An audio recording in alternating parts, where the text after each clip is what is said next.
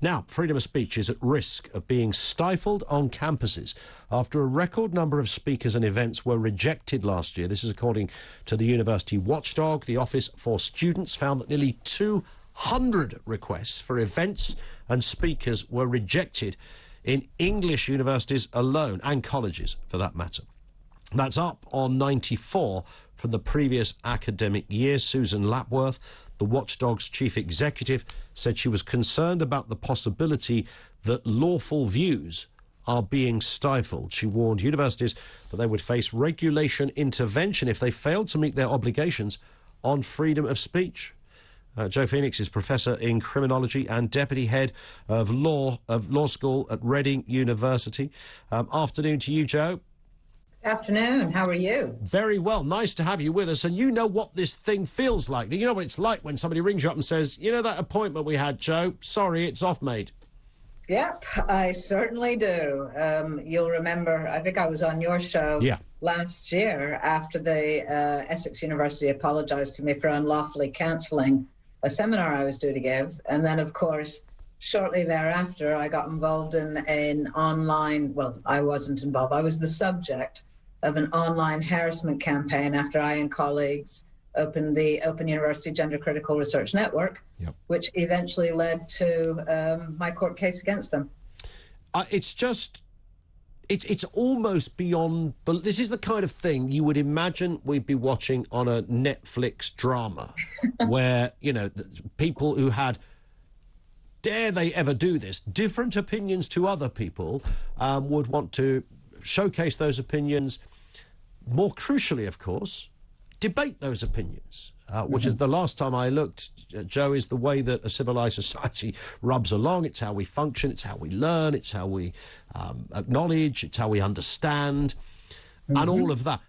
There's nothing really controversial in this. There shouldn't be, you know, from the Romans and the Greeks who had debating chambers and societies doing this many thousands of years ago.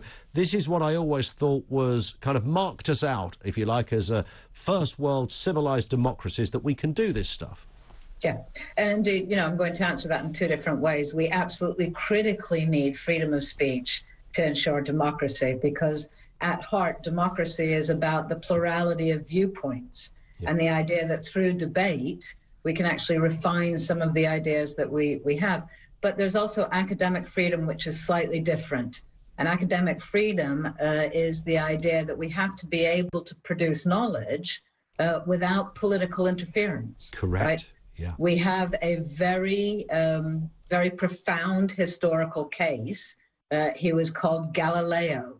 Right. And we know what happened to Galileo when the Catholic Church intervened.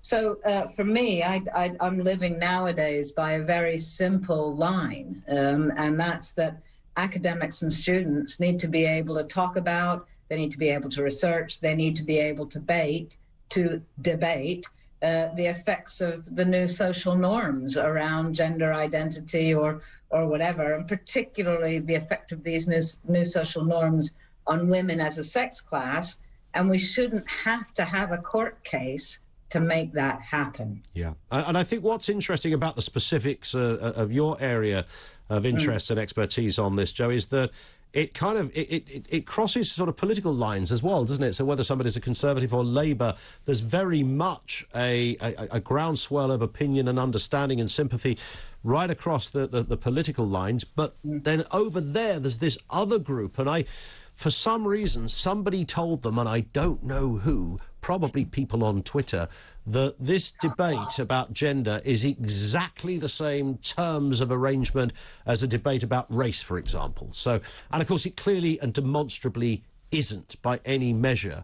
We're not talking about, you know, the rights of a non-white person should be curtailed or anything. It doesn't even go there, but they've managed to, perhaps successfully, define the terms of the debate in that kind of way. Well, I mean, you know, I'm on record as saying that Stonewall has had a massive impact, and a deleterious one, as far as I'm concerned, on universities and on public culture and on public organizations.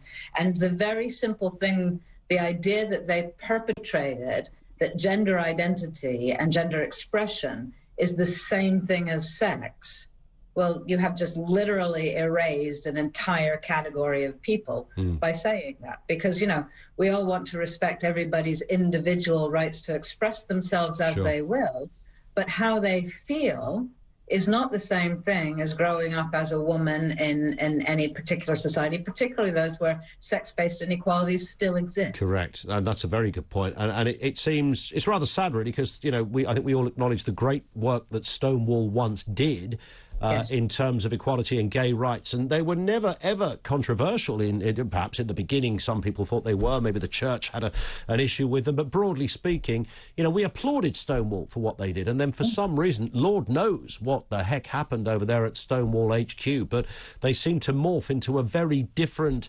a very different organisation. With clearly the gay rights issue had perhaps, dare I say it, largely been solved, and maybe they thought, well, how do we continue? How do we stay relevant? You know, how do we keep the funds coming in? I don't know. Who knows? But nonetheless, it seems curious that a once respected organisation has found itself being dropped by all sorts of big corporations. They say we don't really want to go there anymore. Can I just add one other thing, though? Yeah. We've seen, an academic in America has charted this, we've seen the rise of this kind of culture of safetyism within universities. And that's the idea that anything that feels threatening or uncomfortable is bad. Yeah. Right?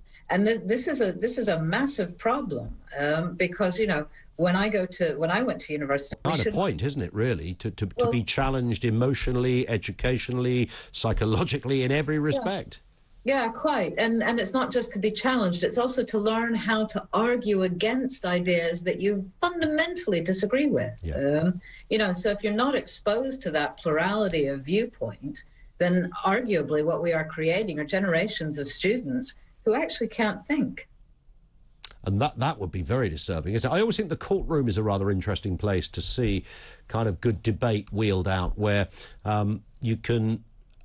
and good lawyers who, you know, I've sat in press galleries of some very disturbing cases, and of course lawyers speak in a very, you know, often a very cold way to the outside world, but actually what they're doing is they're talking in facts, and they're talking in, you know, absolute terms in getting a case across. So on the outside, if you transpose that lawyer into a campus situation, they might well be kicked out for what they're saying or how they're saying it, but of course what they're doing is simply imparting the facts and imparting the views and the arguments. Yeah, well, we saw, didn't we, in the, you know, for those who were following it, the Maya Forstater employment trial and also the Alison Bailey employment trial, that there is an idea out there that's simply talking about the need to safeguard women and children from potentially predatory men is by itself transphobic, because it supposedly trades on ideas of predatory trans individuals. Well, of course, that's not the case. You know, people like me have been talking about the problem of male violence for nearly 25 years. Yeah. You know, and it's not that we're talking about transgendered people. We're actually talking about the need to keep women safe. But that becomes part of the great unsayable at the moment, or at least certainly in my case. Yes, I've never been able to understand why that cannot coexist, those two. And when we've had the LGB Alliance on, and, you know, they've been written off as, you know, all I won't even say the kind of words, but you're aware of what I'm talking about, Joe, how they've been defined by some. And when we've spoken to them, you know, they've made the point that, you know, this is the area that we represent. This is our area, and there are other groups and organisations that represent other areas. And the last time we all looked, there was nothing wrong with that, but it's been defined as being something rather, you know, nefarious and much more than that. Listen, Joe, we have to stop there, but thank you. We will speak again. Joe Phoenix, Deputy Head of Law, Reading University, with us here on Talk TV. Much more to be said about that. The cancellation of speakers is through the roof on campus. What the hell is going on?